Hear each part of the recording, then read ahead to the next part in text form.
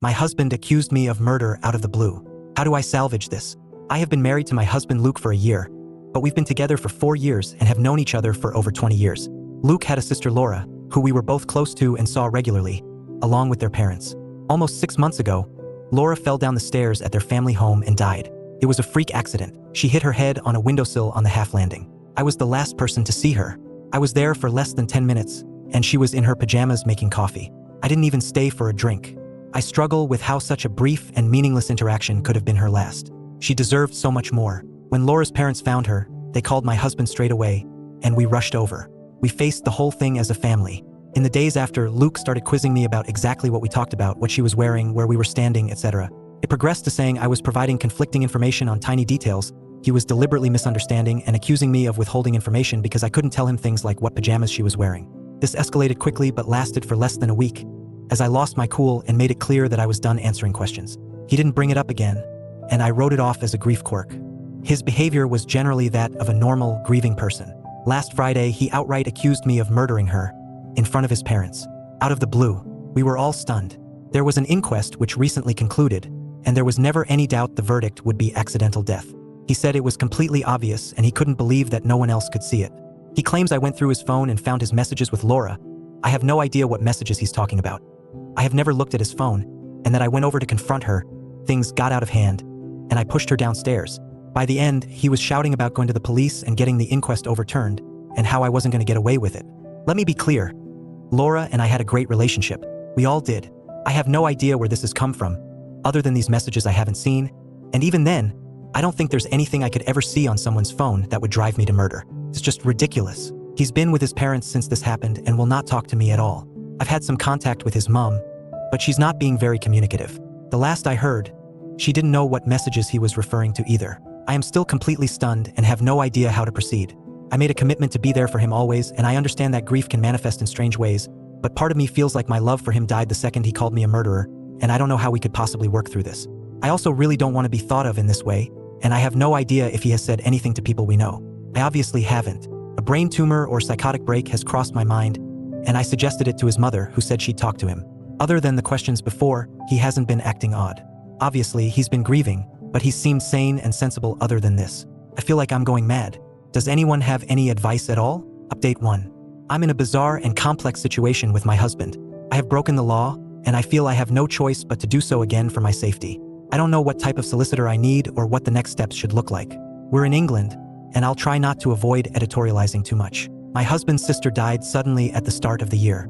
Her death was an accident, and there was no suggestion to the contrary. The inquest was recently concluded and a verdict of accidental death returned. I was the last person to see her, but her time of death, which was almost immediate due to her injury, was confirmed to be hours after I had left the house. All of this was verified at the time. In the immediate aftermath, my husband behaved strangely and kept trying to trip up my story of the last time we saw each other, which was a brief interaction. Last week, months after this was first and last mentioned, he outright accused me of murder in front of his parents. He says I saw his messages with his sister and confronted her, and that he's going to have the coroner's decision overturned and have the police investigate. I haven't seen or heard from him since. Today is day 9. I posted for advice on Reddit. I'm pretty desperate at this point, and it has spooked me, quite reasonably I think, but also led to me committing a crime and planning another. My husband's iCloud credentials were saved on an old iPad in his office, and I couldn't resist snooping on him once he had been away for so long and continued to ignore me. The last thing he said to me in person was that I wasn't going to get away with it, so it didn't feel like I had much to lose at this point. There are a lot of messages with his friends and family, and I was right about this not coming from nowhere. He has been obsessing over this and sending screenshots of our interactions to his friends. There's nothing incriminating in any of his messages, including those from when Laura was alive, and there is nothing to indicate any tensions between them, and nothing of note between us. I should not have done this, and I have made things much worse. There was nothing of note until around a month ago, when he sent her number a message. At first, it was just variations of, "I miss you." Then he started sending pictures of us, and he was obviously very drunk. His friends have been sending him a lot of messages, encouraging him to go to the police and outlining ways he could build a case.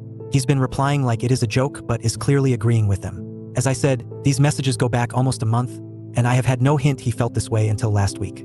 There are videos and pictures from various social media accounts suggesting he has been living a normal, balanced life, including several visits to his parents' house and a family wedding with no suggestion from anyone he has been grieving or feeling any tension within our relationship.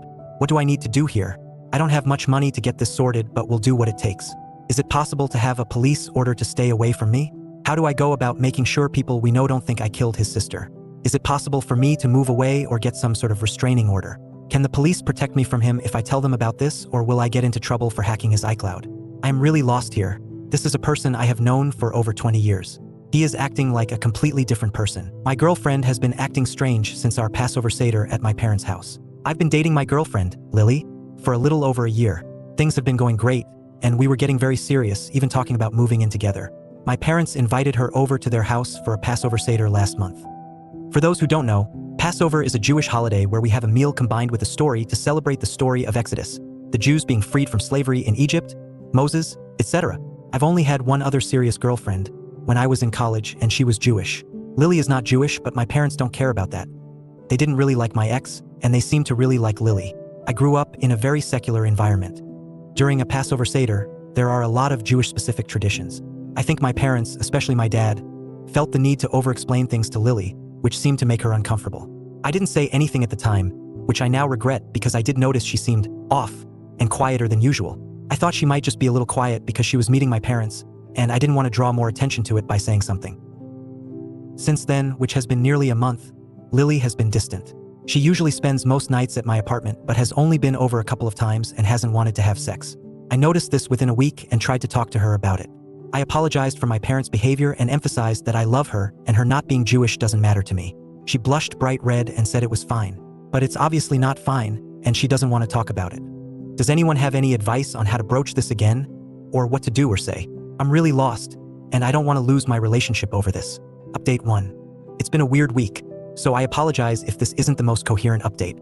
After I posted, I appreciated the advice noting that I might be making assumptions about what was upsetting my girlfriend, Lily. So, I asked her if we could talk and told her that I just wanted to be open with each other. She agreed to meet up on Friday after work, when we normally would anyway for a date. I made a nice meal for her at my apartment, her favorite dish, a creamy lemony pasta.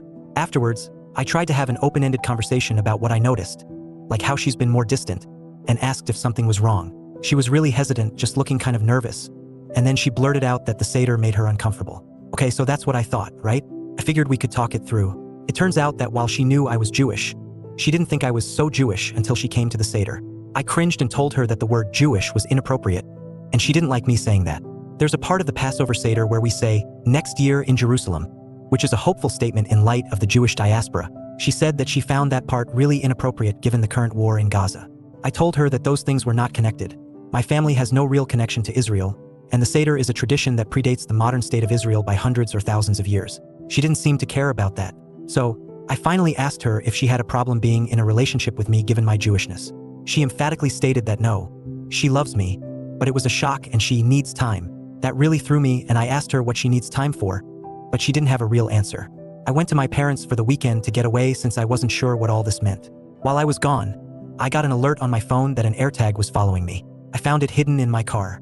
I called Lily and she denied it was hers, but I was pretty sure she was lying since she's not a good liar. Finally, she admitted she was trying to see where I was going and if it was to the temple. I haven't been inside a temple since my bar mitzvah almost 13 years ago. Anyway, I ended it. I blocked her on everything and destroyed her AirTag. I have no clue what is wrong with her, but it feels anti-Semitic. I wish I had a happier update. I thought she was the one, but apparently not. Thanks for watching. If you enjoyed this video and want to hear more interesting stories and perspectives, make sure to hit that subscribe button, give this video a thumbs up, and share it with your friends. Don't miss out on more interesting videos. Click the video on your screen to check out my previous interesting content. And I'd love to hear your thoughts, so drop a comment below. See you in the next video.